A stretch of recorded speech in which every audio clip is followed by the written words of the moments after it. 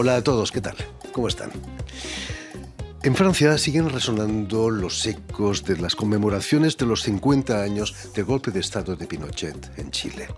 Nuestro invitado de hoy, el artista visual franco-chileno Vladimir Cruells, del colectivo Voix Machine, presenta este viernes un documental rodado en Chile sobre Luisa Toledo Vergara, madre de 3 hijos asesinados por el régimen de Pinochet.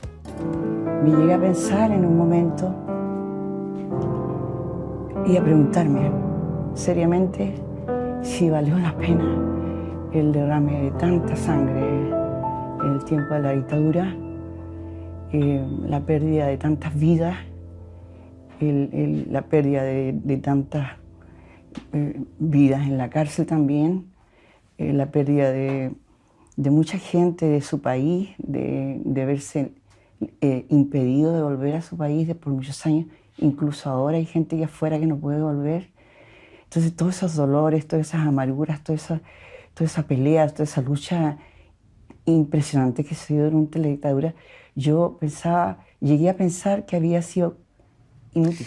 Muy buenas tardes, Vladimir Cruells. Bienvenido a Radio Francia Internacional. Muchas gracias. En un momento llegué a pensar que había sido inútil. Ese es el título del documental que presentáis este viernes en el Cine Cosmos, en Fontenay-sous-Bois, al norte de París. ¿Te ha pasado, Vladimir, alguna vez por la cabeza que la idea de que todos esos años de lucha, de resistencia, habían sido inútiles? La verdad, cuando me encontré con Luisa Toledo Vergara, estuve buscando el título de esa obra, y cuando después de haber pasado 80 años luchando en Chile, nos dimos cuenta que fue un momento en el cual decía esa frase que a nosotros nos pareció increíble, porque fue una mujer que perdió 3 de sus hijos. Entonces, ¿de qué momento ella de repente sale y dice, a ver, ¿ha sido todo inútil? Entonces, la verdad es que yo viendo desde París, los suburbios, todo lo que pasa en Chile, como la gente sigue luchando para que haya cambio, para que realmente esos cambios puedan ser reales, que la educación pueda ser de calidad y gratuita, que no se cansa la gente de que tengan la salud para todo el mundo. Entonces, la verdad es que todos esos temas, todas esas maneras de estar tratando de negociar todo el tiempo cambios reales, entonces de repente uno puede sentir que no acaba de luchar para llegar a esa realidad, que esos cambios que pueden ser reales. Quizás no hay nada peor para una madre que perder a 3 de sus hijos, ¿no? Quizás sí. Fue eso lo que, al final de su vida... Me decías que falleció hace poco. Sí, en 2021, sí.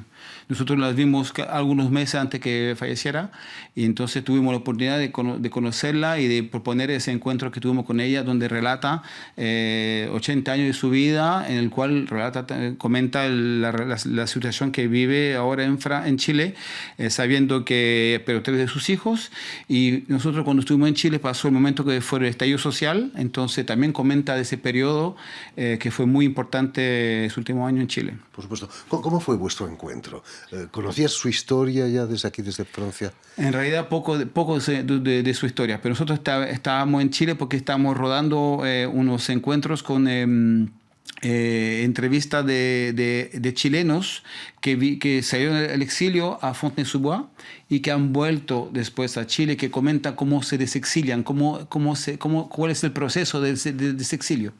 Entonces, en ese momento teníamos encuentros con 6 personas que estoy viviendo en Fontenay-sous-Bois, que han vuelto y que comentan eso. Entonces estábamos preparados para hacer encuentros, y también con migrantes que comentan cómo llegan a Chile, cuáles son las realidades, cómo Chile acoge a las personas extranjeras. Y entonces, viendo ese trabajo, invitado por el Museo de la Memoria en Santiago, de repente nos proponen de encontrar a Luisa Toledo, y que ella nunca tuvo un retrato hecho de 1 hora y media, donde ella expone toda su experiencia de luchadora social. Y entonces ese privilegio de entrar en ese barrio, Villa Francia, entrar en esa comunidad donde ella está muy activa y encontrándose con una mujer que plantea 80 años de lucha, de vida, de experiencia y sobre todo que comenta situaciones sociales terribles y condiciones que aún que no han cambiado desde el fin del golpe de Estado y ahora esperando todavía que se reconozcan los crímenes, que se reconozcan también todos esos procesos que son todavía que la gente no tenga manera de responder a lo que pasó, lo que sucedió, por ejemplo, a sus hijos que murieron. Todavía ella está pidiendo verdad y justicia y luchando por democracia. Queda mucho trabajo por hacer todavía. Sí, todavía, tanto por hacer. Permíteme, Vladimir, que recuerde a nuestros oyentes que has nacido en Chile en 1971, pero que vas a llegar a Europa con apenas 4 años. Imagino que en ese exilio, en tu infancia, Chile y el exilio estaban muy presentes, ¿no? ¿Cómo viviste eso sí. de niño? Bueno, yo tengo una madre que bailarina y actuaba a la época con un conjunto que se llama Héctor Pavés, que era mi tío. Entonces una mamá que estaba muy presente con la lucha en Chile, acompañando la campaña del presidente Allende cuando estuvo electo. Entonces, cuando nosotros salimos de Santiago en el 74, en febrero, llegamos a España. Y de España llegamos a Montreuil directamente. Y ella siguió su vida denunciando lo que pasaba en Chile, bailando y haciendo conciertos, la cosa se llama a la época Peñas, que eran las fiestas chilenas que se hacían en los barrios populares, donde se invitaba a todos los chilenos, la comunidad entera, latinoamericano, uruguayo, argentino, que venían a compartir, a denunciar, también a tomar, a bailar, a cantar, pero también hacer tipo de encuentros donde se conmemoraba lo que estaba sucediendo en Chile, o se comentaba. Entonces yo creo que a los 15 años empecé a realmente darme cuenta que yo era un hijo exiliado, que yo no había nacido en Francia, que yo era un hijo de chilenos que tuvieron que huir de Chile por el tema del golpe de Estado militar que sucedió, y entonces empecé a entender cómo me podía colocar yo en ese enfoque con Chile. Y mi madre un día me dijo que muy temprano ella decidió que no íbamos a volver a Chile. Éramos de las pocas familias que no tenían en cuenta el tema de, a ver, cuando sea posible vamos a regresar. Ella no era en ese tema, entonces logramos tener relaciones con el local, con los procesos más bien de barrio, de nuestro barrio en Montreuil. Soy militante también de barrio, entonces viviendo a la vez en Montreuil y también mirando Chile, mirando también lo que sucedía. Y bueno, yo tenía una parte de mi familia que también estuvo golpeado por la situación del golpe de Estado, y entendiendo a poquitito el proceso de hacer parte de una historia más amplia, una historia que también que carga muchas historias dolorosas, qué hacer con ella en un día. Decidí hacer un libro y bueno, y propuse a 10 de mis compañeros de ayudarme a construir un relato desde mi infancia, de que me fui de Chile en barco hasta ahora, y colectar imágenes y tratar de hacer entrevista a mi madre, cómo llegaron, qué pasó, qué fue. Y entonces este relato es plural, es un relato más convocando muchas historias de militancia, de cultura, de práctica, de historia, de memoria, desde los barrios populares hacia Chile y hacia mi padre que quedó en Chile. Entonces también es un tema fuerte de irse de un país sin su padre y ver a quién dirige sus comentarios, su entrega de su memoria, cómo percibe su manera de participar de una cierta forma a un país, a una historia. Entonces, a través de la del arte logré hacer muchas obras que estén vinculadas con ese tema de la memoria, de la historia que se crea haciendo obra. Es importante dejar constancia de la historia. Ojeando la prensa chilena, hace unos años he caído sobre un titular que hace referencia a una de tus acciones artísticas.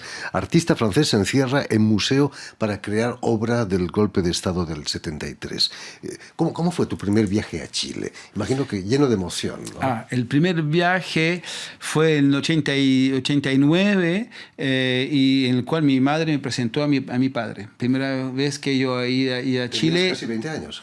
Yo tenía 20 años por ahí, sí. Entonces conocí a mis primos, a mis primas, a mis tías, a mis tíos, conocí a todo el mundo y también era el momento del sí y del no, ese momento muy importante. Y entonces descubro las calles llenas de policía, todavía vigente en las calles, descubro mi familia militante, descubro, mi padre, descubro toda una nueva organización, una nueva familia y en la cual yo estoy ya linkeado hasta ahora. Me encuentro con mi hermana, con mi hermano que viven allá en Chile.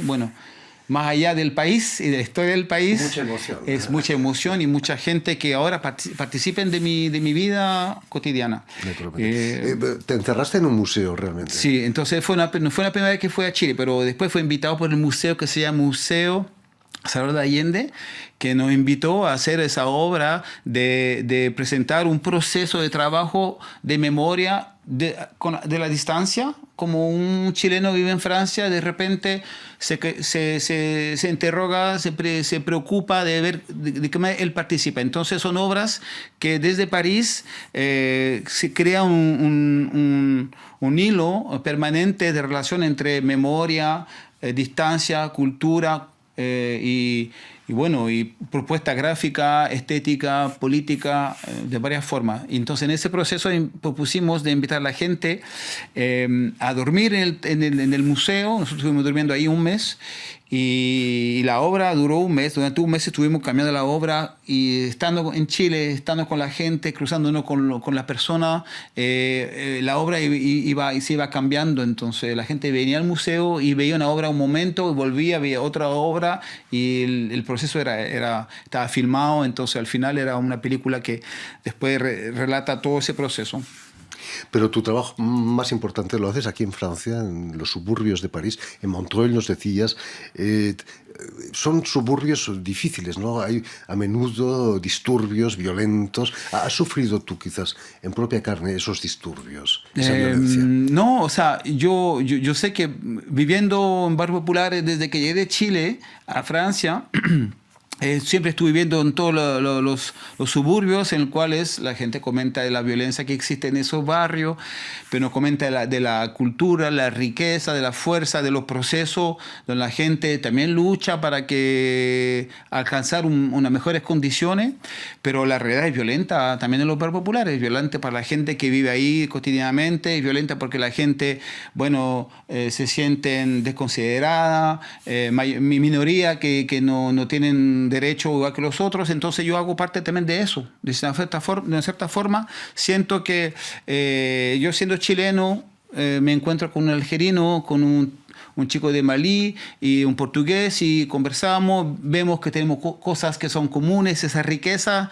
es importante. Desde ahí yo denuncio también situaciones sociales desde esos barrios, pero también que tenga de cierta forma un link con lo que vive Chile, de una cierta forma. Es cierto, Vladimir, que en Fontenay-sous-Bois, donde vives actualmente, en los años 70-80 se instalaron 800 familias argentinas, uruguayas y sobre todo chilenas. Sí, fueron unos curas de la Mission de France que abrió sus puertas, una casa enorme donde la gente desde que llegaba a Francia podía llegar o a Puteaux o a Fontenay-sous-Bois o a otras ciudades. Y entonces ahí los curas recibieron a esos chilenos argentinos uruguayos en Fontenay. Entonces Fontenay fue una ciudad que fue muy tenía una historia muy importante con la manera de recibir a esos latinoamericanos y se nota que fue transformada en cierta forma esa ciudad por esa gente que estuvieron realmente trabajando en Fontaine-sous-Bois, poner los chicos a las escuelas, entonces se abrieron relaciones con los habitantes de esos barrios, entonces ahora Fontaine-sous-Bois hasta ahora muchos chilenos todavía, muchos latinoamericanos que todavía trabajan, que tienen su historia ahí, y algunos llevan 50 años en Fontaine-sous-Bois. Este año propuso muchas actividades en cuanto a 50 años del golpe de Estado, porque fue una ciudad que fue muy presente y activa. Imagino, Vladimir, que a ti nunca nadie te ha tratado de sucio chileno, como se pueden tratar de sucio negro a otros, o sucio árabe también. ¿Hay menos racismo anti-latinoamericano quizás en la periferia de París? Yo sé, hablando en mi caso personal, a mí realmente nunca me han tratado de sucio chileno o de pinche chileno o de una forma de discriminante. No sabré decir, realmente no sabría decir por qué.